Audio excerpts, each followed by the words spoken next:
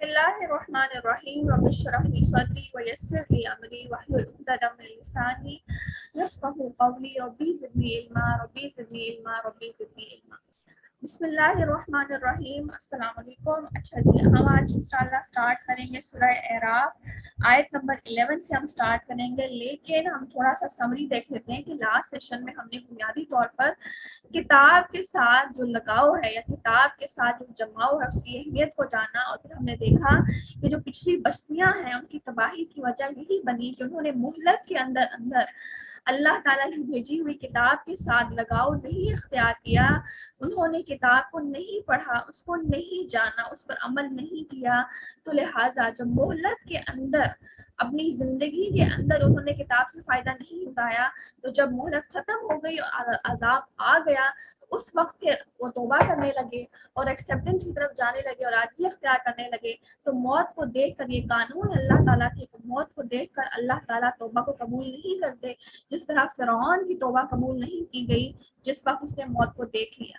تو لہٰذا پھر اس کے بعد ہم نے دیکھا کہ اللہ تعالیٰ کے وہ لوگ جنہوں نے کتاب کے ساتھ جماؤ اختیار نہیں کیا، کتاب کو اپنی زندگی کا پرائیورٹی نہیں بنایا، قرآن کریم کے بارے میں غیر سنجیدہ رویہ اختیار کیا، نان سیریسنس اختیار کی، ان کی زندگی کا راہبر قرآن نہیں تھا، ان کی زندگی کا مرکز قرآن نہیں تھا، تو ایسے لوگوں کا انجام اللہ تعالیٰ نے پھر بیان فرمایا، جس کو آپ دیکھتے ہیں سورہ اعراف کی آیت نمبر 8 آیت نمبر 9، جس میں اللہ تعالیٰ نے فرمایا کہ جن لوگوں کے میزان قیامت کے روز وزنی ہو جائیں گے تو یہی لوگ ہیں جو مفلحون ہیں، اور وہ لوگ کہ جن کا میزان اس روز ہلکا ہوگا تو یہی وہ لوگ ہیں کہ جنہوں نے اپنا نقصان کر لیا بوجہ اس کے کہ انہوں نے آیتوں کے ساتھ ظلم کیا۔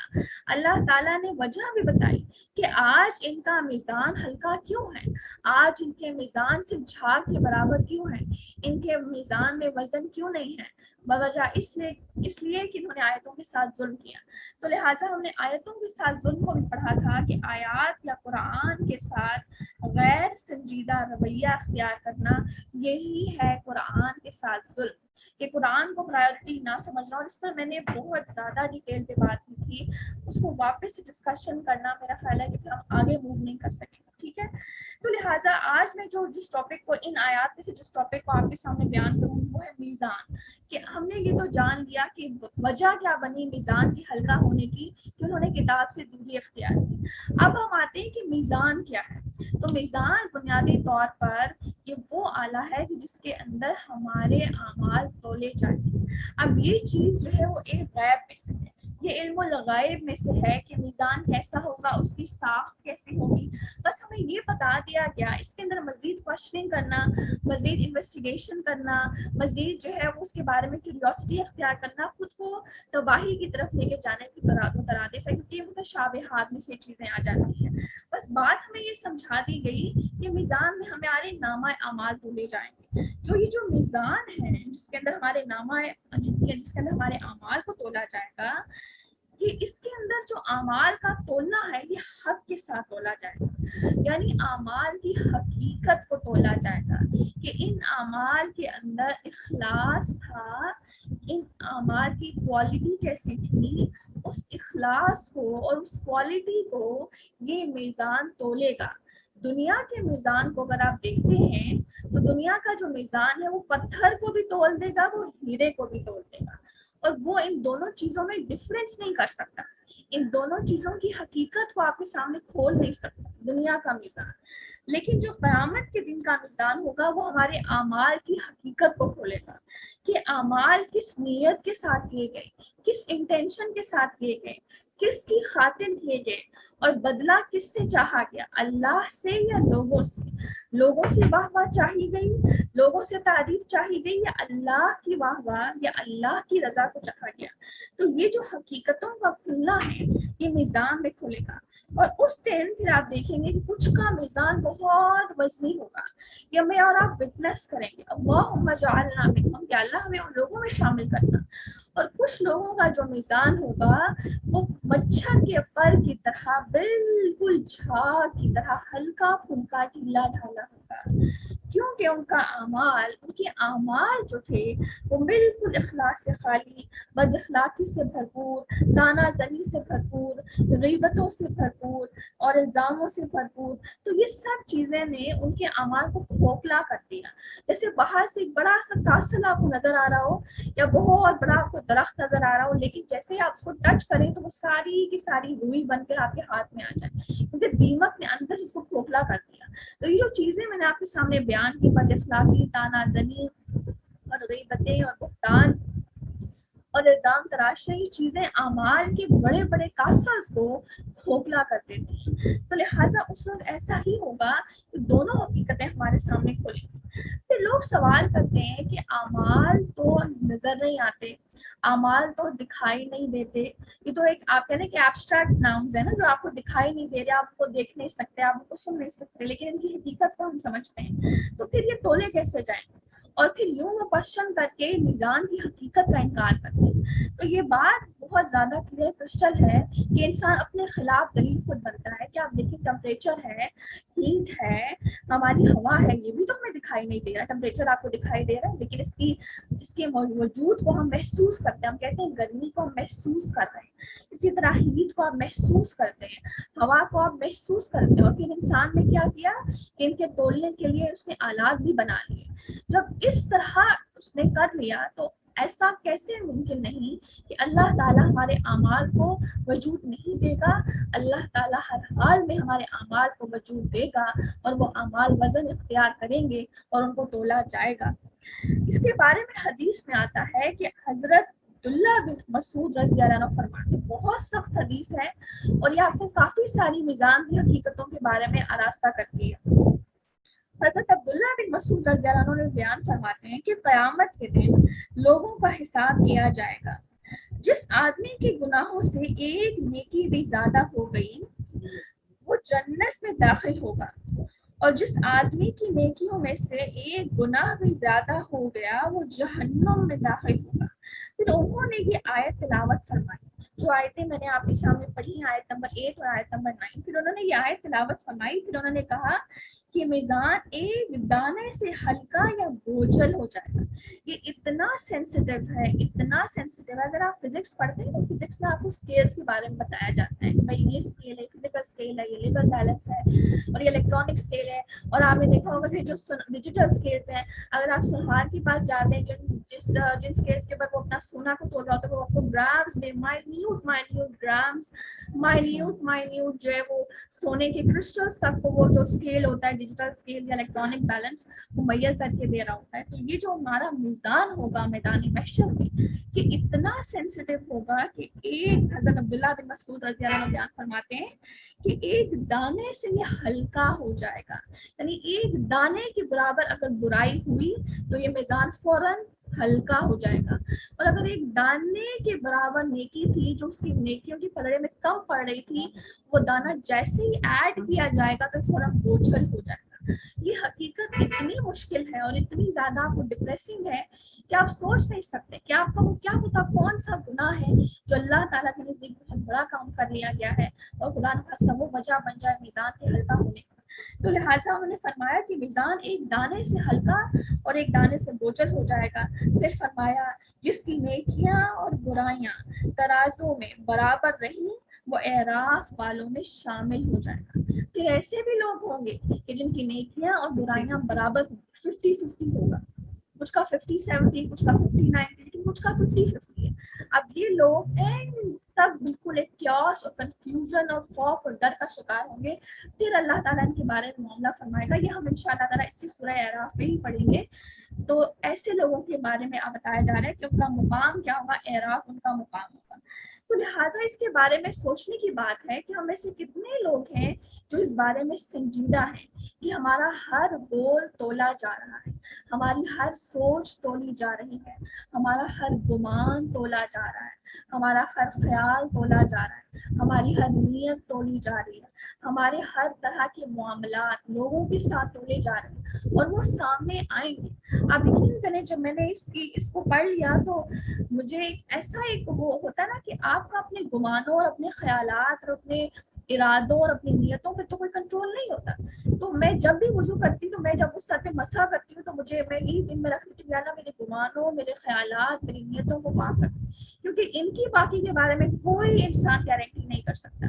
کسی بھی انسان کے بارے میں آپ نہ جانے کیا کیا کیا کیا گمان بناتے رہتے ہیں اور پھر پتہ چلتا ہے کہ ایسا کچھ بھی نہیں تھا. ایک سلف ہے بہت پیارے اسکالر، وہ کہتے ہیں کہ اگر مجھے دکھایا جائے کہ ایک شخص کی داڑھی سے شراب ٹپک رہی ہے تو میں یہی گمان کروں گا کہ اس کے اوپر شراب بہائی گئی. اور اگر میں آپ کو بات سمجھ میں آ رہی ہے کہ اگر مجھے یہ دکھایا جائے کہ فلاں شخص کی داڑھی سے شراب ٹپک رہی ہے تو میرے جیسا انسان یہ گمان کرے گا یہ دیکھو ذرا داڑھی رکھ کے شراب پی رہا ہے. نہیں، وہ کہتے ہیں میں یہ گمان کروں گا کہ اس کے اوپر شراب بہائی گئی. یعنی کتنا انفلوئنس ہوتا ہے آپ کے گمانوں کا آپ کے اعمال کے اوپر، آپ کے ایمان کے اوپر. تو لہٰذا ہر چیز ہماری تولی جا رہی ہے اور وہ سامنے آئے.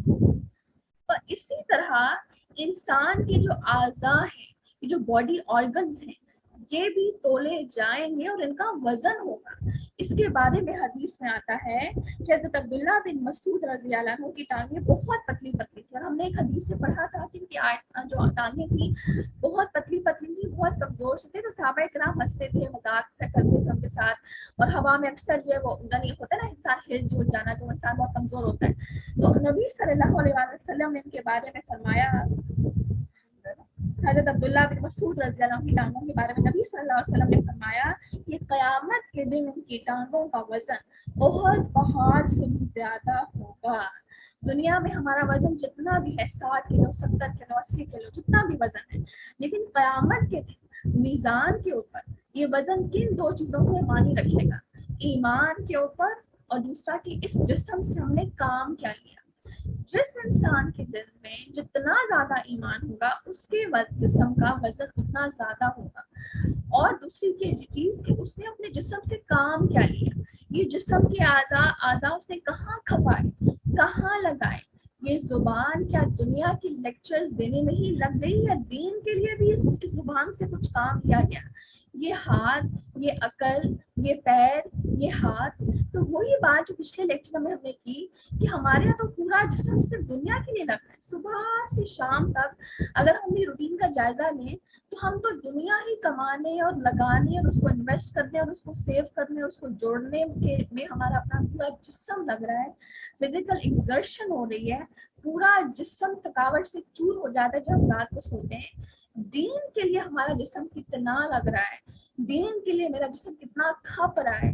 میرے جسم کا کون سا عضو ہے جو میں امید کرتی ہوں کہ قیامت کے دن اس جسم کے اس عضو کا وزن ہوگا، کیونکہ میں نے اس جسم کے عضو سے دین میں کام لیا. تو لہٰذا یہ سوال سب اپنے اپنے پاس نوٹ ڈاؤن کریں، ٹھیک ہے، اور اس کا اپنے جواب اپنے پاس لکھنا ہے کہ میرے کون سا جسم کا عضو ہے جس کے بارے میں امید رکھتی ہوں کہ قیامت کے دن اس عضو کا وزن ہوگا، کیونکہ میں نے اس عضو سے دین کے لیے کام لیا. تو لہٰذا حضرت عبداللہ بن مسعود رضی اللہ عنہ نے پوری زندگی دین کے لیے کھپا دی، لگا دی، ان کا پورا جسم دین کے لیے لگا. تو کل کو ان کا جسم احد پہاڑ سے بھی زیادہ وزندار ہوگا. تو ہمارا جسم کہاں کھپ رہا ہے، کہاں لگ رہا ہے، اور ہم کیا امید کرتے ہیں کہ ہمارا جسم کا وزن میدان محشر میں میزان کے اوپر کتنا وزن رکھے گا. یہ بات سمجھنا بہت ضروری ہے. اسی طرح جو باتیں ہماری زبانوں سے نکلتی ہیں ان باتوں کا بھی وزن ہوگا، وہ باتیں تولی جائیں گی. اس کو آپ یوں سمجھ لیں، بہت پیاری حدیث ہے کہ آپ صلی اللہ علیہ وسلم نے فرمایا کہ دو الفاظ ایسے ہیں جو بہت ہلکے ہیں زبان پر مگر وہ میزان میں بہت بھاری ہوں گے. سبحان اللہ و بحمدہ سبحان اللہ العظیم. تو آپ یہاں سے دیکھیں کتنے ہلکے سے الفاظ ہیں کہ میزان پر ہی بھاری ہوں. تو یہاں سے پتا چلا کہ زبان سے نکلنے والی باتوں کا بھی وزن کیا جائے گا، اور اس سے ہم اندازہ لگائیں کہ ہم کتنا میننگ لیس اور تھاٹ لیسلی پورا دن بولتے رہتے ہیں بلا سوچے بلا سمجھے، جس سے میدان محشر میں میزان کتنا بوجھل یا ہلکا ہو سکتا ہے اس کا اندازہ ہمیں نہیں ہوتا. اور اس کے بارے میں دعا ہمیں کرنی چاہیے کہ یا اللہ غصے کی حالت میں مجھے بہترین الفاظ کا استعمال اور بہترین الفاظ کا چناؤ سکھا. یہ چیز میں نے اس وقت نوٹس کی کہ جب ہم دیکھتے ہیں کہ غصے کی حالت میں ہم ایسا بول جاتے ہیں کہ وہ الفاظ بعد میں ہم معافی بھی مانگیں، ہم ریگریٹ بھی کر لیں، اللہ تعالیٰ بھی معاف کر دے گا، وہ انسان بھی آپ کو معاف کر دے گا، لیکن وہ چیزیں بار بار فلیش بیک کی صورت میں آپ کے کانوں میں دہرائی جاتی ہیں، وہ دہراتی رہتی ہیں وہ چیزیں کہ اس انسان نے مجھے ایسا کہا تھا، تو یہ انسان معاف نہیں کر پا رہا تھا۔ جو الفاظ کا جو ایک آپ کہتے ہیں وزن ہے اور الفاظ کی جو چوٹ ہے وہ بہت سخت ہے، اس لیے دعا کرنی چاہیے کہ یا اللہ غصے کی حالت میں مجھے الفاظ کا بہترین استعمال سکھا، الفاظ کا بہترین چناؤ سکھا، تاکہ میں اس وقت ایسے الفاظ نہ چنوں کہ جس کی وجہ سے وہ میدان محشر میں میزان میں میری ذلت کا سبب بنے۔ پھر اسی طرح ایک اور بہت پیاری حدیث ہے کہ علماء کی جو سیاہی ہوتی، علماء کی سیاہی کو بھی میدان محشر میں میزان میں تولا جائے گا، اور اسی طرح شہداء کے خون کو بھی میدان محشر میں تولا جائے گا۔ اس کے بارے میں بہت پیاری حدیث آتی ہے کہ آپ صلی اللہ علیہ وسلم نے فرمایا کہ قیامت کے دن علماء کی قلم کی روشنائی یعنی ان کو تولا جائے گا جس سے انہوں نے علم دین کو اور احکام دین کو لکھا، اور شہداء کے خون کو بھی تولا جائے گا، لیکن علماء کی روشنائی اور علماء کی قلم کی جو سیاہی ہوگی اس کا وزن شہداء کے خون سے زیادہ ہوگا۔ کیوں زیادہ ہوگا؟ کیونکہ قلم ایک بہت بڑی طاقت ہے، قلم ایک بہت بڑا ہتھیار ہے، اور آج کے ڈیجیٹلائز دور میں اگر آپ دیکھیں تو آپ کے ہاتھ سے لکھے جانے والے الفاظ ایک قلم کی مانند ہیں جن کے اندر آپ بہت طاقت اللہ تعالیٰ نے رکھی ہے۔ ہمیں لگتا ہے کہ زبان سے میں بولوں گا تو اسی میں طاقت ہوگی، اسی میں تاثیر ہوگی، ایسا نہیں ہے۔ قلم بہت بڑا جہاد ہے، قلم کے ذریعے بہت بڑا جہاد کیا جا رہا ہے۔ آج کے دور میں بھی لوگ اپنے لٹریچر سے لوگوں کی سوچ کو بدل رہے ہیں، تو لہٰذا اگر انسان یہ سوچے کہ میری زبان اگر میں اپنے ہاتھوں سے کوئی ایسی تحریر لکھتی ہوں جس لوگوں کی سوچ کو تبدیل کرنے کا سبب بنتی ہے اور وہ تبدیلی بہت آگے تک جاتی ہے، تو اس کا سبب کیا بنا؟ میرے ہاتھ سے نکلنے والے لفظ، تو لہٰذا وہ قلم ایک بہت بڑا سورس، بہت بڑا ہتھیار بن جاتا ہے۔ اسی لیے اللہ تعالیٰ نے قلم کو بہت فضیلت دی اور قلم کی قسم بھی کھائی، اور قیامت کے دن علماء کی قلم کی روشنائی شہداء کے خون سے بھی زیادہ وزندار ہوگی۔ تو اس سے آپ کی چیز دیکھیں گے جب ہم لکھ رہے ہوتے ہیں قرآن کو، قرآن کی آپ تفسیر کو لکھ رہے ہوتے ہیں، قرآن کے ترجمے کو آپ لکھ رہے ہوتے ہیں، اور پھر جس طرح جسے سکھانے والا شخص ہے وہ قرآن کو سکھاتے ہوئے لکھ رہا ہے، تو اس چیز کو فار گرانٹیڈ نہ لیں یا اس کو بوجھل نہ سمجھیں کہ ہمارے اوپر ایک بوجھ لاد دیا گیا، بلکہ ایک بہت بڑی اللہ تعالیٰ کی چانس ہے، اللہ تعالیٰ کا ایک بہت بڑا اپرچونٹی ہے کہ اللہ تعالیٰ نے موقع دیا اپنے نظام کو مضبوط کرنے کا کہ ہمارے ہاتھوں سے قرآن کی جو الفاظ لکھے جائیں گے، وہ جو سیاہی ہے جو لگ رہی ہے قرآن کے اوپر، اس سیاہی کو اللہ تعالیٰ قیامت کے دن وزن دیں۔ تو یہ بات میری سمجھ میں آنے کی ہے، لہٰذا یہ بات بہت سمجھنے کی ہے کہ قیامت کے دن جو سیاہی ہے، علماء کی قلم کی جو سیاہی ہوگی اس کا بھی وزن ہوگا، وہ تولی جائے۔ تو یہ ہم اسٹوڈنٹس کے لیے بہت بڑی موٹیویشن ہے۔ اس کے بعد آپ دیکھیں کہ اس کے بارے میں ایک اور حدیث میں آتا ہے کہ جو دین کے کام کے لیے ہماری سواریاں یا ہماری کوئی چیز خرچ ہوتی ہے یا ہم کچھ اپنے دین کے کام کے لیے کچھ لگاتے ہیں، اس کا بھی وزن کیا جائے گا۔ مثال کے طور پر آپ نے کہیں کولر کھدوا دیا، آپ نے کنواں کھدوا دیا، مسجد میں آپ نے پنکھا لگوا دیا، مسجد میں آپ نے ٹوپیاں یا جو ہے وہ کرسیاں رکھوا دی، کوئی بھی چیز اپنی استطاعت کے مطابق، یا آپ نے صدقہ دے دیا اور اس صدقے سے مسجد کہ بل ادا کیے گئے، وہ بلوں کی ادائیگی کی وجہ سے مسجد جو ہے وہ رن کر رہی ہے، تو ان سب کی وجہ سے یہ سب آپ کا لگایا جانا قیامت کے دن میزان کے اوپر وزن کی صورت اختیار کرے گا۔ اس کے بارے میں حدیث میں آتا ہے کہ آپ صلی اللہ علیہ وسلم نے فرمایا کہ جو شخص اللہ تعالیٰ پر ایمان کے ساتھ اس کے وعدوں کو سچا جانتے ہوئے جہاد فی سبیل اللہ کے لیے گھوڑا رکھے، اور اس گھوڑے کا کھانا پینا اور پیشاب بھی قیامت کے دن مجاہد کے ترازو میں رکھا جائے گا اور اسے تولا جائے گا۔ اس گھوڑے کو اس شخص نے کس لیے رکھا؟ جہاد فی سبیل اللہ کے لیے۔ تو لہٰذا اس کا کھانا، اس کا پینا، اس کا پیشاب سب کچھ قیامت کے دن مجاہد کے پلڑے میں رکھا جائے گا، اس کو تولا جائے گا۔ آج ہمارے پاس گھوڑے نہیں، ہمارے پاس سواریاں ہیں۔ ان سواریوں کو اگر ہم دین کے کام کے لیے لگاتے ہیں، ان سواریوں کے ذریعے ہم دین کا کوئی کام لیتے ہیں، تو ان سواریوں کی ہر چیز، ہر عضو، ہر چیز، ان کا ٹائر، ان کا پیٹرول، ان کی جو ان کا ایک بائی کاربونیٹ جو یہ بائی پروڈکٹس ہے جو ان کے اس کا ان سواریوں کی، وہ ہر چیز قیامت کے دن تول کی صورت میں تولی جائے گی اور ان کا ایک وزن ہوگا۔ تو یہ سمجھنا بہت ضروری ہے کہ میزان کے اوپر ہر چیز تولی جائے گی، اور یہ اتنا سینسیٹیو ہے کہ ایک دانے سے ہلکا اور ایک دانے سے وزنی ہو جائے گا۔ اور اسی طرح یہ بھی سمجھنا بہت ضروری ہے کہ میزان کا جو مرحلہ ہے، کہ جس مرحلے میں میزان کے اوپر چیزوں کو تولا جائے گا یا اعمال کو تولا جائے گا، یہ مرحلہ بہت سخت ہے، بہت مشکل ہے، بہت ڈپریسنگ ہے، بہت کٹھن ہے، کیونکہ آپ کو اپنے ساتھ کھڑا ہوا شخص دکھائی نہیں دے گا، آپ اس کو اپنے سامنے دیکھنا نہیں چاہیں گے، آپ کا دل نہیں چاہے گا کہ کوئی انسان آپ کی طرف دیکھے بھی، کیونکہ آپ کو یہ ڈر ہوگا کہ اگر اس نے مجھے دیکھا تو وہ اس سے نیکیاں مانگے گا، اور میں نیکیاں دینے کے لیے تیار نہیں ہوں، تو گویا ہر انسان نفسا نفسی کے عالم میں ہوگا، جس میں ماں بھی جدا ہوگی، بیٹا بھی جدا ہوگا، شوہر بیوی جدا ہوں گے، ہر شخص انڈیویجولی اس مرحلے کو فیس کرے گا۔ تو لہٰذا یہ سمجھنا بہت ضروری ہے کہ میزان کے بارے میں سوال کرنا اللہ تعالیٰ سے کہ یا اللہ میرا شمار ان لوگوں میں کرنا کہ جن کے میزان کو وزنی کیا جائے گا، اور قیامت کے دن وہ آپ کے ہاں مفلحون میں ہوں گے، اور یا اللہ میرا شمار ہرگز ان لوگوں میں نہ کیجیے گا کہ جن کا میزان ہلکا ہوگا، اور بوجہ اس کے کہ انہوں نے کتاب کے ساتھ ظلم کیا، کتاب کے ساتھ زیادتی کی، کتاب کے بارے میں نان سیریس ہوئے، کتاب کو توجہ نہ دی۔ اور آج ایسا ہی ہے کہ ہماری توجہ ہر چیز کے لیے سوائے قرآن کے، سوائے کتاب کے۔ تو یہ سمجھنا بہت ضروری ہے۔ آگے آ جائیں، آیت نمبر 11۔ اور ہم نے تم کو پیدا کیا، پھر ہم نے تمہاری صورت بنائی، ہم نے تم کو پیدا کیا۔ ہم کو مینشن اللہ تعالیٰ نے اسی لیے کیا کہ میں نے تمہیں پیدا کیا، جو میں ہی تمہارا خالق ہوں، میں ہی تمہارا مالک ہوں، تو حکم کس کا چلے گا؟ اللہ کا چلے گا۔ جو اصول اللہ تعالیٰ نے اپنائے انہی اصولوں کو اڈاپٹ کرنا ہوگا۔ آیت نمبر 11۔ وَلَقَدْ خَلَقْنَاكُمْ، اور ہم نے تم کو پیدا کیا، ثُمَّ صَوَّرْنَاكُمْ، پھر ہم نے تمہاری صورتیں بھی بنائی۔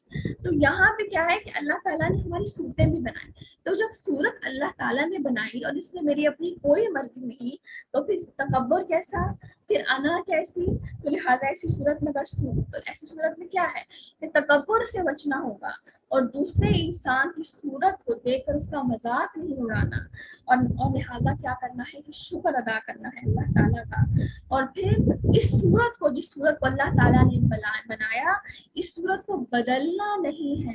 یہ بہت امپورٹنٹ ہے، اس کو بدلنے کی کوشش نہیں کرنی، پلکنگ کے ذریعے، کاسمیٹولوجیز کے ذریعے، فیشل سرجریز کے ذریعے، انلیس کہ ایک انسان جو ہے وہ خدا نخواستہ جل جائے اور اس کا چہرہ جل جائے، پھر فیشل سرجریز کروا کر تھوڑا بہت چہرے کو مولڈ کر کے اس کو تھوڑا پریزنٹیبل بنایا جائے، وہ ایک الگ سیناریو۔ لیکن اس کے علاوہ کسی صورت بھی چہرے کی ساخت کو نہیں بدلا جا سکتا، نہ ہی چہرے کے بالوں کو کھیلا جا سکتا ہے، نو میٹر واٹ، کوئی بھی سچویشن ہو، اللہ تعالیٰ کے ہاں یہ ملعون امر ہے۔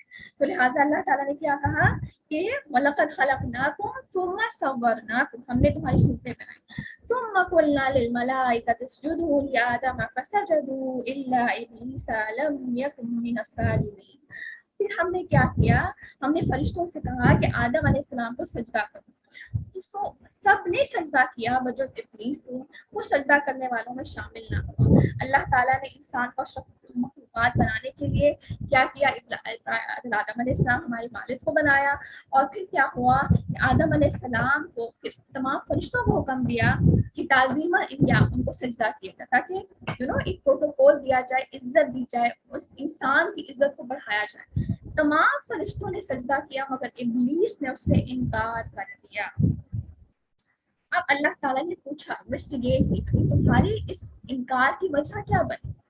قولا ما منعکا، اللہ تعالیٰ نے کہا، ماں کس چیز نے، منعکا منع کیا تجھے، اللہ تسجدا اس سے کہ تو سجدہ کرے، اذ امرتک جبکہ میں نے تمہیں حکم دے دیا تھا، قال انا خیر منہ اس نے کہا میں بہتر ہوں اس سے، خلقتنی من نار، تو نے مجھے آگ سے پیدا کیا، وخلقتہ من طین، تو نے اس کو مٹی سے پیدا کیا۔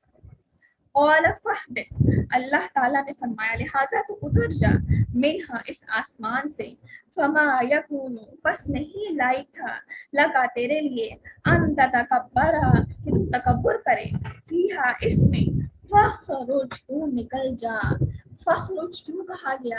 تکبر کی وجہ سے، فخرج تو نکل جا، انکا من الصاغرین، بے شک تو ذلیلوں میں سے۔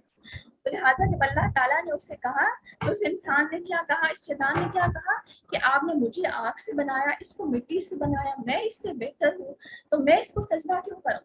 اس کے نزدیک آگ مٹی سے بہتر تھی، لیکن حقیقتاً مٹی آگ سے زیادہ بہتر ہے، کیونکہ مٹی میں لچک زیادہ ہے، مٹی میں اگانے کی صورت ہے، جبکہ آگ میں ڈسٹرکشن کی صورت ہے۔ آگ تباہی تباہی مچاتی ہے، وہ گرو نہیں کر سکتی جب تک کیا ہے کہ مٹی گرو کرتی ہے، مٹی ایبزارب کرتی ہے، مٹی جو ہے وہ آپ کی نرمی ہے، مٹی کے اندر، مٹی کے اندر فلیکسیبلٹی ہے، تو مٹی تو بہت بہتر ہے آگ سے۔ لیکن اس شیطان کو کیونکہ وقت ہی اس نے فوائد دیکھے کہ آگ میں بڑی پاور ہے، تو شاید آگ بہتر ہے، اس نے کہا کہ تم نے مجھے آگ سے پیدا کیا اور اس کو مٹی سے، تو آخر میں کیوں سجدہ کروں؟ تو تکبر کی وجہ سے اس انسان کو حکم، اس شیطان کو حکم دیا گیا فخرج، تم نکل جا۔ تو یہاں سے آپ اندازہ لگائیں کہ ایک سجدے کے انکار سے یہ کافر بن گیا۔ اتنا نیک تھا، اتنا نیک تھا کہ اللہ تعالیٰ نے اس کے سٹیٹس کو جنات سے ایلیویٹ کر کے فرشتوں میں رکھا، لیکن کیا ہوا کہ صرف ایک سجدے کے انکار سے اللہ تعالیٰ نے اس کو حکم دے دیا فخرج، تو نکل جا، تو ملعون ہے، تو ذلیل و خوار ہے۔ تو یہاں سے آپ کو نماز کی اہمیت کا اندازہ ہوتا ہے کہ آپ کسی انسان کے بارے میں اگر یہ کہیں کہ یار یہ بڑی نیک ہے، بڑی پیاری ہے، بڑی پاک باز ہے، ہر وقت ذکر اذکار کرتی ہے، خوبصورت نیچر کی مالک ہے، لیکن بس نماز نہیں پڑھتی، تو گویا کہ یہ وہ انسان ہے جس نے کفر کیا۔ اور صحابہ کرام کے نزدیک کسی عمل کو چھوڑنا کفر نہیں تھا مگر نماز، یعنی نماز کے چھوڑنے کو وہ کفر کے برابر سمجھتے۔ تو یہاں سے اندازہ لگایا جا سکتا ہے کہ جہاں ایک سجدے کے انکار میں اس کو کفر تک لے گیا، تو ایک انسان جو ایک مسلم کا ٹیبل تو اس نے لگایا ہوا ہے، لیکن وہ نماز نہیں پڑھ رہا، اس کی زندگی میں نماز کی کوئی اہمیت ہی نہیں ہے، وہ اس کو آپ نے کبھی نماز پڑھتے دیکھا ہی نہیں ہے۔ جمعہ گزر جائے، عید گزر جائے، اس کو نہیں پتا کہ نماز پڑھنی یا نہیں پڑھنی۔ اس انسان کے بارے میں آتا ہے کہ علماء کا اتنا سخت قول ہے کہ ایسے انسان کے بارے میں ایسے انسان کا جنازہ بھی نہیں پڑھایا جائے گا، لیکن ہم ایسے لوگوں میں رہ رہے ہوتے ہیں، تو لہٰذا ایسے لوگوں کو تبلیغ کرنا بہت ضروری ہے اور ان کو نماز کی طرف لانا بہت ضروری ہے۔ تو یہاں سے آپ کو نماز کی اہمیت کا اندازہ ہو۔ پھر اس کے بعد تکبر، کہ اس شیطان کو کس چیز نے اس چیز میں مائل کیا کہ وہ نافرمانی کرے؟ تکبر۔ تو اس بارے میں صحابہ کرام بڑی کیوریس رہتے تھے کہ تکبر کیا چیز ہے، تو انہوں نے نبی صلی اللہ علیہ وسلم سے سوال کیا، انہوں نے کہا کہ یا رسول اللہ صلی اللہ علیہ وسلم، ہمیں سے ہر ایک چاہتا ہے کہ ہمارا لباس اچھا ہو، ہمارا گھوڑا بھی اچھا ہو، یعنی آج کے دور میں آپ دیکھیں سواری ہماری یہ بھی خواہش ہوتی ہے ہمارے لباس بہت اچھا ہو، ہماری سواری بھی اچھی ہو، تو کیا یہ تکبر ہے؟ تو آپ صلی اللہ علیہ وسلم نے فرمایا نہیں، تکبر یہ ہے کہ انسان اللہ تعالیٰ کی آیات کا انکار کرے اور دوسروں کو حقیر سمجھے، دوسروں کو حقیر سمجھے، میری جاب بہتر، میری اولاد بہتر، میری اولاد کی تربیت بہتر، میری تربیت بہتر، میرا علم زیادہ، میری صورت خوبصورت، میری اولاد خوبصورت، میرا مال زیادہ، یہ تمام چیزیں ہڈن ہوتی ہیں، آپ کے دل کے اندر ہوتی ہیں۔ تو لہٰذا فخرج کا جب حکم اس ابلیس کے لیے ہوا تو قیامت کے دن بھی ہوگا۔ حدیث میں آتا ہے کہ آپ صلی اللہ علیہ وسلم نے فرمایا کہ جس شخص کے دل میں رائی کے برابر بھی تکبر ہوا وہ جنت میں نہیں جائے گا، اس روز بھی فخرج کا حکم دے دیا جائے گا، ان کے دلوں میں رائی کے دانے کے برابر بھی کبر ہوا۔ تو لہٰذا ہمیں اپنے اپنے دلوں کا جائزہ لینا ہے، اپنے اپنے دلوں کو ٹٹولنا ہے کہ میرے دل میں کہیں کبر تو نہیں آ رہا، میرے دل میں کہیں بڑا پن تو نہیں آ رہا۔ ہم اتنے مزے سے دوسروں کی دی ہوئی چیزوں کو ٹھکرا دیتے ہیں، دوسروں کی صورتوں کو ٹھکرا دیتے ہیں، دوسروں کی خصوصیات کو ٹھکرا دیتے ہیں، دوسروں کی جو ہے وہ ایبلٹیز کو ٹھکرا دیتے ہیں۔ یہ کبر میں آتا ہے، یہ کبر ہے، یہ تکبر ہے، اور اس کے بارے میں دعا ہے اللہم انی اعوذ بک من الکبر، یا اللہ مجھے کبر سے بچانا۔ اور یہ اتنی بری بیماری ہے کہ آپ سوچ نہیں سکتے، اور ہر نماز میں اس دعا کو مانگنا بہت ضروری ہے۔ اللہم انی اعوذ بک من الکبر، کی ورڈز میں دعاؤں کو لکھ لیا کریں, مین ورڈز ہمیں پتہ ہوتے ہیں, کی ورڈ لکھ لیا کریں, کیونکہ بعد میں مجھے بھی یاد نہیں رہتا. تو دعاؤں کا لکھنا بہت ضروری ہے, کیونکہ دعائیں ہمارا واحد سہارا ہے. تو لہٰذا اللہ تعالیٰ نے کہا کہ تم یہاں سے نکل جا, اور تجھے یہ حاصل نہیں کہ تو آسمان میں رہ کر تکبر کرے, سو نکل جا بے شک تو ذلیلوں میں سے. اس نے کہا کہ مجھ کو مہلت دیجیے قیامت کے دن تک. اللہ تعالیٰ نے فرمایا تجھ کو مہلت دی گئی. اس نے کہا بسبب اس کے کہ آپ نے مجھ کو گمراہ کیا ہے, میں قسم کھاتا ہوں کہ میں ان کے لیے آپ کی سیدھی راہ پر بیٹھوں گا, پھر ان پر حملہ کروں گا, ان کے آگے سے, ان کے پیچھے سے, ان کے داہنی جانب سے, ان کے بائیں جانب سے, اور ان میں سے اکثر کو آپ شکر گزار نہ پائیں. اب آپ اس شیطان کی چھٹائی کو دیکھیں.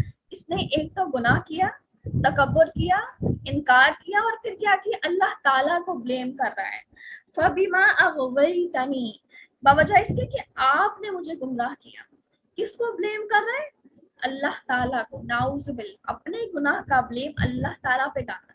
یار میں پردہ اس لیے نہیں کرتی, مجھے توفیق اللہ تعالیٰ کی طرف سے نہیں. یار میں نماز اس لیے نہیں پڑھی کہ اللہ تعالیٰ نے بھی توفیق ہی نہیں دی. کیا کروں, ابھی توفیق نہیں. گویا آپ اپنے گناہ کا الزام کس کو دے رہے ہیں؟ اللہ تعالیٰ کو. یہ ابلیسی رویہ ہے, اور اسی ابلیسی رویے کو آگے آپ حضرت آدم علیہ السلام کے رویے سے کمپیئر کریں گے کہ ایک شخص کو اللہ تعالیٰ نے ملعون قرار دیا بوجہ اس کے کہ اس نے اللہ تعالیٰ کو ٹارگیٹ کیا اپنے گناہ کی وجہ سے, اور حضرت آدم علیہ السلام کو اللہ تعالیٰ نے نبی بنا دیا بوجہ اس کے کہ انہوں نے اپنے گناہ کو ایکسیپٹ کیا اور توبہ کی. تو آپ کو نظر آ رہا ہے کمپیریزن ان دونوں کے رویوں میں. تو لہٰذا اس نے کیا کیا, فَبِمَا أَغْوَيْتَنِي, بوجہ اس کے کہ آپ نے مجھے گمراہ کیا. تو اس کی عملی مثالیں میں نے آپ کو دی. بہت سے لوگ ہیں, آپ ان کو حجاب کا کہتے ہیں, وہ کہتے ہیں توفیق نہیں, نماز کا کہو یا توفیق نہیں. جس حکم آپ ان کو جس نیک عمل کا کہتے ہو, کہتے ہیں توفیق نہیں. کیا مطلب آپ اللہ تعالیٰ کو الزام ٹھہرا رہے ہیں کہ اللہ تعالیٰ نے آپ کو توفیق نہیں دی؟ توفیق کے لیے تو خود قدم اٹھانا پڑتا ہے. تو لہٰذا یہ ابلیسی رویہ ہے کہ انسان اللہ تعالیٰ کو بلیم کرے اپنے گناہ کی وجہ سے, کہ اگر یار اللہ نہ چاہتا تو میں گناہ نہ کرتا, بلکہ ایسا نہیں ہے. تو لہٰذا اس شیطان نے ایسا ہی کیا, اور پھر اس نے قسم کھائی, اس نے بیٹ کیا, اس نے جو ہے وہ کہا کہ میں ہر حال میں حملہ کروں گا ان کے آگے, ان کے دائیں, ان کے بائیں, ان کے پیچھے سے. سامنے سے حملہ کرنا کیا ہے؟ مفسرین کے نزدیک یہ ہے کہ سامنے سے حملہ کرنا یہ ہے کہ جو چیز آپ کے سامنے ہوتی ہے, آپ اس کو دیکھ رہے ہوتے ہیں, اس کو ویژولاائز کر رہے ہوتے ہیں, اس کی حقیقت کو سمجھ رہے ہوتے ہیں, اس کی حقیقت کو پہچان رہے ہوتے ہیں. شیطان سامنے سے حملہ ان لوگوں پہ کرتا ہے جن کا ایمان انتہائی کمزور ہوتا ہے, اور یہ وہ لوگ ہیں کہ جو وہ گناہ کرتے ہیں کہ جن کی حقیقت کو ہم پہچان رہے ہوتے ہیں, جن کی حقیقت کو وہ جانتے ہو. جھوٹ ہے, اس کی حقیقت کو ہم جانتے ہیں لیکن پھر بھی بولتے ہیں. غیبت کی حقیقت کو ہم جانتے ہیں پھر بھی بولتے ہیں. سازشوں کی حقیقت کو ہم جانتے ہیں لیکن پھر بھی کرتے ہیں. فساد کی حقیقتوں کو جانتے ہیں پھر بھی کرتے ہیں. زنا اور عریانی کی حقیقت کو جانا جاتا ہے پھر بھی پھیلایا جا رہا ہے. اسی طرح غیبتیں, اسی طرح ملامتیں, اسی طرح تانے, اسی طرح تکبر, ان سب چیزوں کی حقیقتوں کو جانا جا رہا ہے مگر پھر بھی کیا جا رہا ہے بوجہ اس کے کہ انسان کا ایمان کمزور, اور شیطان نے اس انسان کے اوپر حملہ کیا اس کے سامنے سے, اور یہ انسان اس کا شکار ہو گیا اور شیطان کامیاب ہو گیا. پھر شیطان آتا ہے پیچھے سے, وہ تمام گناہ جن کی حقیقت کے بارے میں آپ جانتے نہیں ہیں, لیکن شیطان لاجسٹکس کے ذریعے, شوگر کوٹڈ طریقوں کے ذریعے ان کو بیوٹیفائی کر کے وہ کام آپ سے کروا لیتا ہے, چھپ چھپا کے وہ کام آپ سے کروا لیتا ہے. پھر آپ کے دائیں طرف سے شیطان آتا ہے. دائیں طرف کیا ہے؟ نیکیاں ہیں. کرامن کاتبین کیا لکھ رہے ہیں؟ نیکیاں لکھ رہے ہیں. اور جب قیامت کے دن جن لوگوں کا نامہ اعمال وزنی ہوگا ان کو دائیں ہاتھ میں تو اٹھوایا جائے گا. تو لہٰذا نیکیوں کو بڑھا چڑھا کر بیان کرتا ہے آپ کے سامنے. تم تو اب پردہ بھی کرنے لگی, تم تو اب قرآن بھی پڑھنے لگی, تم تو اب نمازیں بھی پڑھنے لگی, تم تو صدقات بہت زیادہ کرتی ہو. فلاں کو دیکھو, فلاں کا پردہ دیکھا, اس کو دیکھو اس نے کیسی قمیض پہن رکھی, اس کو دیکھو اس نے شلوار کیسی پہن رکھی, اس کو دیکھو وہ کیا کر رہی ہے, اس کو دیکھو اس کی ماں کیا کر رہی ہے, اس کو دیکھو اس کی بچی کیا کر رہی ہے, اس ماں کو پتہ ہی نہیں. ہر وقت دوسروں کو چیلنج کرتے رہنا, دوسروں کو ٹارگیٹ کرتے رہنا, دوسروں کو کرٹیسائز کرتے رہنا, خود کو بہت زیادہ عقیدت. فلاں کی تربیت دیکھی, اس کی ماں نے اس کو تربیت ہی نہیں, اس کو کچھ سکھایا ہی نہیں. دیکھو میں نے اپنی بچوں کو کتنا کچھ سکھا دیا, میں نے تو ان کو یہ کھانا سکھا دیا, پلانا سکھا دیا, مہمان نوازی سکھا دی, میں نے ان کو پردہ کرنا سکھا دیا, میں نے ان کو یہ بس اپنا میں اور دوسروں کو بالکل حقیر بنا کے آپ کو دکھائے گا, اور آپ کو لگے گا میں بس بہت بڑی چیز بن گیا, اور میرے سامنے دوسرا انسان ہے وہ بیچارہ بالکل زیرو, آپ ہیرو اور وہ زیرو. तो शैतान दाएं तरफ से आकर नेकियों को मैग्नीफाई करके दिखाता। बाएं तरफ से कैसे आता है? मुफस्सिरीन के नजदीक बाएं तरफ से शैतान का हमला ये है कि वो गुनाहों को हकीर बना देता है।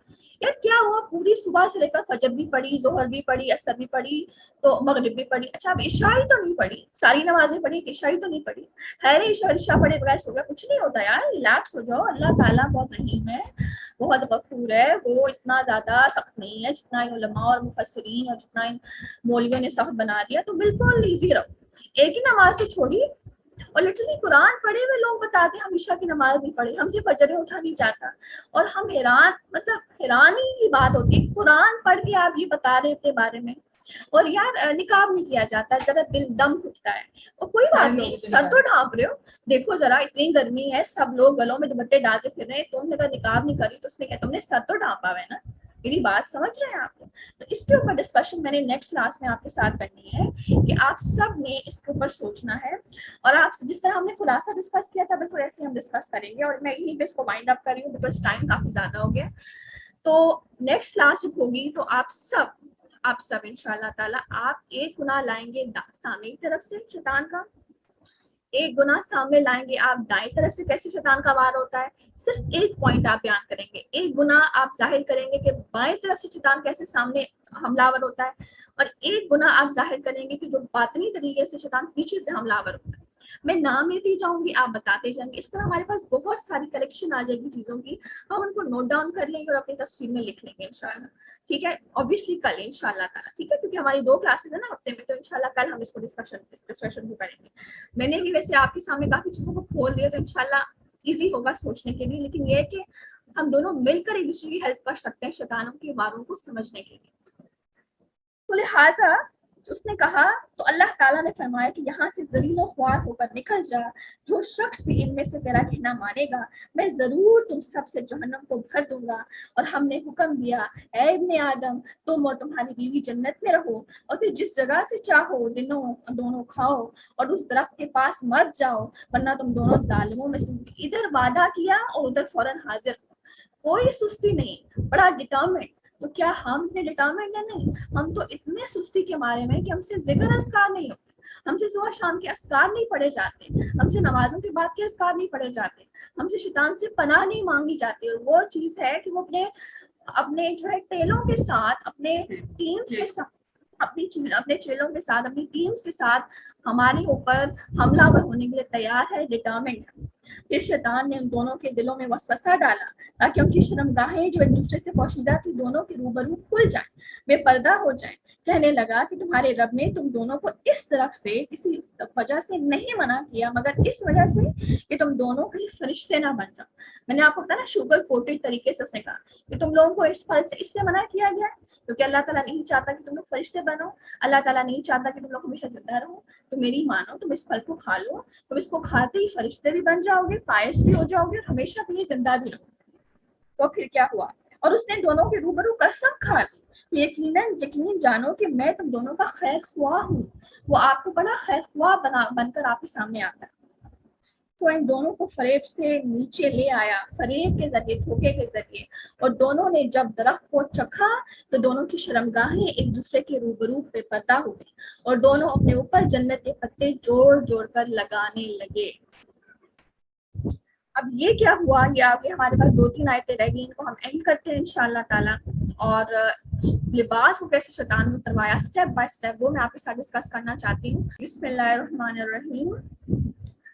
तो लिहाजा अब क्या हुआ कि जैसे ही हज़रत आदम अलैहिस्सलाम और हज़रत हवा अलैहिस्सलाम ने फल खाया उस दरख्त का तो उनकी शर्मगाहें एक दूसरे के सामने वाज़े हो गई, और फिर क्या हुआ कि सतर को छुपाने लगे और दोनों अपने ऊपर जन्नत के पत्ते जोड़ जोड़ कर रखने लगे, और उनके रब ने उनको पुकारा कि क्या मैंने तुम दोनों को इस दरख्त से मना ना किया था और ये ना कहा था कि शैतान तुम्हारा सरी दुश्मन है।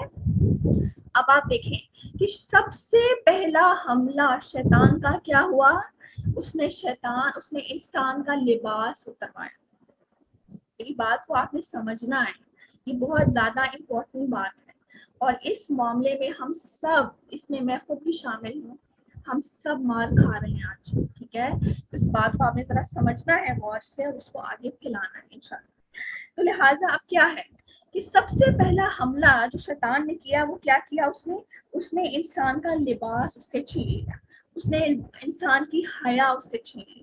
آپ دیکھیں کہ حیا کے بارے میں کیا آیا کہ جس انسان میں حیا نہیں اس میں ایمان ہی نہیں، تو ایمان کو نکالنے کے لیے اس نے کوئی بہت بڑا سٹیپ نہیں لیا، اس کو پتا ہے کہ ایمان از ڈائریکٹلی لنکڈ ود حیا، تو اس نے حیا کو نکالنے کے لیے اس نے لباس کے اوپر حملہ کیا۔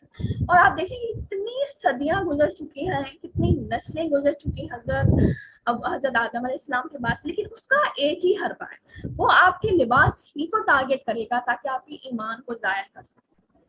انسان کے اندر ایک خواہش پیدا ہو کہ میرا لباس جو ہے وہ اٹریکٹیو ہو، میرے لباس پہ نظر پڑے، میرا لباس جو ہے وہ تھوڑا سا ٹائٹ فٹڈ ہو، میرے جسم کے کروز بھی نظر آئیں، میرا جو ہے وہ دوپٹہ بھی تھوڑا سا لوز ہو تاکہ میرے تھوڑے تھوڑے بال بھی نظر آئیں، اور میری تھوڑی گردن کے اوپر جو جیولری ہے وہ بھی نظر آئے، کانوں کے اندر جو بالیوں کو میں ڈالوں وہ بھی نظر آئے، لیکن میں سر پہ دوپٹہ ضرور رکھوں۔ پھر انسان کو ہوگا کہ بازو پوری نہیں، تھوڑی سلٹس آ جانی چاہیے تاکہ تھوڑا بازو بھی تو نظر آئے نا، کیونکہ میں نے ویکس رکھی ہے، اتنی محنت کی ہے۔ اچھا جو پجامہ پہنوں تو وہ یار لوز تھوڑا برا لگے گا، تھوڑا سا فٹڈ ہونا چاہیے۔ اچھا یار میں نے چونکہ ٹانگوں کو ویکس کیا تو تھوڑا سا میں اوپر کر لیتی ہوں، اچھا اس طرح بھی نظر نہیں آ رہی، تھوڑی سلٹس ڈلوا لیتی ہوں۔ اچھا اور کتنا مزہ آئے کہ اگر میں اس کے اندر اورگانزا کا وہ ایک پیچ ڈلوا لوں، اس سے میری ٹانگیں اور زیادہ نظر آئیں گی۔ یعنی شیطان نے انسان کو یہ ایک کانسیپٹ دے دیا کہ the more revealing آپ کپڑے پہنیں گے آپ اتنے خوبصورت لگیں گے۔ تو لہٰذا یہ سب سے پہلا حملہ تھا شیطان کا کہ اس نے انسان کے لباس کو کروایا۔ اب آپ دیکھیں کتنا، اور شیطان کا جو حملہ ہے آپ نے دیکھا آیت نمبر 22 میں، اس نے ان دونوں کو فریب سے نیچے اتارا، دھوکے سے، آہستہ آہستہ۔ شیطان بڑا ماسٹر مائنڈ ہے، شیطان بڑا تیز ہے، بڑا چلاک ہے، وہ ایک دم سے بڑے بڑے اسٹیپس نہیں لیتا جیسے ہم لیتے ہیں جلدی میں، وہ تھوڑے تھوڑے آہستہ آہستہ سلو اینڈ اسٹڈی چلتا ہے، بڑا انفلوئنشل طریقہ اڈاپٹ کرتا ہے، بڑا سلو پوائزننگ کے طریقے چلتا ہے۔ سب سے پہلے شیطان نے کیا کیا، شیطان نے سب سے پہلے عورت کی اوڑھنی اس سے چھینی، سر کی اوڑھنی اس سے چھینی، پھر سر کی اوڑھنی کے بعد شیطان نے اس کے گلے سے اس کی اوڑھنی کو چھینا، پھر اس کے بعد اس کی جیوب کو ظاہر کر دیا، جیوب کو عریان کر دیا، اور پھر اس کے بعد کیا ہوا کہ شیطان نے پھر بازو کھلوائی، بازو میں آپ کو کھلوائی، فل سلیو سے آپ کو 3/4 پہ لے کے آئے۔ ایک دور تھا ہم بھی 3/4 پہنتے تھے، ہمیں لگتا تھا فل سلیو تھوڑا پہنوں پروڈکشن لگتا ہے 3/4 پہنوں، آج بھی ہم کہتے تھوڑی چھوٹی رکھیے گا پلیز، فل نہ رکھیے گا، مجھ سے نا فل میں مجھے گرمی لگتی ہے، اچھا تھوڑی سی نا 3/4 رکھیے گا، اچھا 4/4 رکھ لیجیے۔ یہ کیا ہے؟ شیطانی حملہ ہے۔ آپ کو لگتا ہے کہ آپ جو ہے 3/4 میں زیادہ خوبصورت لگیں گے یا آپ کا ڈریس زیادہ خوبصورت لگے گا، پھر 3/4 سے وہ ہاف پہ آیا اور ہاف سے اس نے ڈریس کر دیا، اور اس چیز کو ہم آج گواہ بن رہے ہیں۔ پھر اس کے بعد وہ آیا بازوؤں کے بعد وہ آیا پیروں کے اوپر، اس نے پیروں کی طرف اس نے ٹارگٹ کیا۔ سب سے پہلے اس نے شلوار کو ختم کیا، شلوار کو وہ کیپری کی طرف لایا، پھر کیپری کو اس نے چست کیا، چست کر کے اس کو سگریٹ پینٹ بنا دیا، پھر سگریٹ پینٹ کے بعد اس کو تھوڑا اوپر کر دیا، پھر اس میں سلٹس ڈلوا دی۔ گویا آہستہ آہستہ آہستہ، اگر آج آپ دیکھتے ہیں، آپ یقین کریں، مجھے زیادہ باہر کا تو نہیں پتا لیکن میں یونیورسٹی جاتی ہوں، وہاں تک میرا ایکسپوئر ہے، تو گویا کہ عریان لوگ گھوم رہے ہیں، بچیاں عریان گھوم رہی ہیں، بچیوں کو لگتا ہے کہ جتنی ٹانگ میری دکھائی دے گی وہ اتنی خوبصورت ہوگی، جتنی بازو میری دکھائی دے گی وہ اتنی خوبصورت ہوگی، تو یہ گھر کی مائیں اور یہ مرد کہاں ہے؟ تو لہٰذا اس سے یہاں سے پتا چل رہا ہے کہ شیطان نے آنکھوں کو بے پردہ کر دیا اور فریب کے ذریعے لوگوں کو بے پرواہ کر دیا اور ان کو بے حیا بنا دیا، اور جب ایک معاشرے سے حیا اٹھتی ہے تو اس سے پھر ایمان اٹھ جاتا ہے، اور پھر کیا کہا جاتا ہے، شیطان نے فریب کیا دیا، دیکھو تمہارا دل تو صاف ہے، تمہاری نظر تو صاف ہے، دل کا صاف ہونا ضروری ہے، نظر کا صاف ہونا ضروری ہے، لباس سے کچھ بھی نہیں ہوتا، شاید اچھا بعض اوقات یہ بھی ہوتا ہے کہ ہم ویسے تو پردہ بھی کریں گے، گاؤن بھی کریں گے، نقاب بھی کریں گے، جیسے ہی شادی آئی سینہ کھل جائے گا، آپ کے سینے کے ابھار کھل جائیں گے، آپ کا دوپٹہ اتر جائے گا، بالوں کے کرلز ڈل جائیں گے، تو وہ سب حیا جو آپ نے چھپا چھپا کر رکھی تھی وہ شادی میں کیسے بے ظاہر ہوگی۔ تو فریب کیا دے گا، شوگر کوٹڈ ریزنس کیا دے گا، یار آج تو شادی ہے، کیا ہو گیا، کیوں اتنی اسٹریمرز بن رہی ہو، سب تمہیں کیا کہیں گے۔ تو لہٰذا آپ سمجھ رہے ہیں کہ شیطان کیسے بے حیا کرتا ہے آپ کو؟ شوگر کوٹڈ ریزنز دے کر، لاجسٹکس دے کر، سلولی اینڈ اسٹڈیلی، آہستہ آہستہ. تو لہٰذا لیکن سطر کو چھپانا بہرحال فطرت کی عمل ہے. تو حضرت آدم علیہ السلام، حضرت حوا علیہ السلام نے فوراً جنت کے پتوں سے اپنے آپ کو چھپانا شروع کر دیا. تو اللہ تعالیٰ نے کہا کہ اب مجھے بتاؤ، کیا میں نے تم لوگوں کو منع نہیں کیا تھا کہ ان پل کے قریب نہیں جانا؟ تو فوراً بس وہیں پہ حضرت آدم علیہ السلام اور حوا علیہ السلام نے اس کو ایکسیپٹ کر دیا اور رونا شروع کر دیا اور دعائیں کرنے لگے، ربنا ظلمنا انفسنا وان لم تغفر لنا وترحمنا لنکونن من الخاسرین. کہ اے ہمارے رب، ہم نے تو اپنا بڑا نقصان کر دیا، اگر تو ہماری مغفرت نہ کرے گا اور ہم پر رحم نہ کرے گا تو واقعی ہم نقصان پانے والے ہو جائیں. فوراً توبہ. آپ دیکھیں شیطان نے کیا کہا، میں ان کے سامنے سے آؤں گا، میں ان کے پیچھے سے آؤں گا، ان کے دائیں سے آؤں گا، ان کے بائیں سے. لیکن دو راستے بھول گیا، اوپر کا اور نیچے کا. اوپر کا راستہ کیا ہے؟ دعا کا راستہ کھلا ہے، ندامتوں کا راستہ کھلا ہے، آنسو کا راستہ کھلا ہے، استغفار کا راستہ کھلا ہے، ایکسیپٹنس کا راستہ کھلا ہے، کنسیڈر کرنا کہ میں نے گناہ کیا ہے، یہ راستہ کھلا ہے. اور اللہ تعالیٰ اس راستے کو میں حاضر ہے، اور اللہ تعالیٰ انتظار میں کہ کوئی بندہ توبہ کرے اور میں قبول کروں. حدیث میں آتا ہے کہ آپ صلی اللہ علیہ وسلم نے فرمایا کہ گناہ سے توبہ کرنے والا ایسا ہے گویا اس نے گناہ کیا ہی نہیں. تو یہ راستہ اللہ تعالیٰ نے کھول دیا، شیطان اس راستے میں آنا بھول گیا. نیچے والا راستہ بھی کھلا ہے، سجدوں کا راستہ، کہ سجدوں میں توبہ ہر حال میں قبول ہوگی اور سجدوں میں کی ہوئی دعائیں ہر حال میں قبول ہوں گی. اور اللہ تعالیٰ نے ان دونوں راستوں کو ہمارے لیے کھول دیا.